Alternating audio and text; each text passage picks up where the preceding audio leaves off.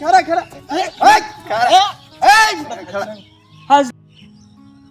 আরে নাসা ভাই কেমন আছেন? এই তো ভালো ভাই। কই যাইতেছেন? আরে ভাই কোনি ভাইয়ের কাছে 10 লাখ টাকা লাগবো, এই টাকা কালেকশন করছি। এখন আপনি 5 লাখ দিতে চাইছেন, আপনি 5 লাখ দেন, আমার কাছে 5 লাখ আছে। কিসের 5 লাখ টাকা ভাই? বলছেন না আপনি একটা একাই দিবেন, তাহলে আমি দিব কি জন্য? আমি একাই কি কন্টেন্ট ক্রিয়েটর শেরপুরে? আপনি কি এরকম ধান্দাবাজি বাদ দেন। কোনো কন্টেন্ট আছে? খাড়া খাড়া ফাজলামি করো। কি হয়েছে ভাই, কি হয়েছে? এই দাঁড়ান, কি হয়েছে বলেন একটু। আরে 5 লাখ টাকা দিতে চাই, দেয় নাই কোনি ভাইয়ের চিকিৎসার কারণে। আর ওই বলছো একা দিব, তাহলে আমি দিব কি জন্য? আমি কি একলাই কন্টেন্ট ক্রিয়েটর? দাঁড়ান দাঁড়ান দাঁড়ান দাঁড়ান, দেখতেছি।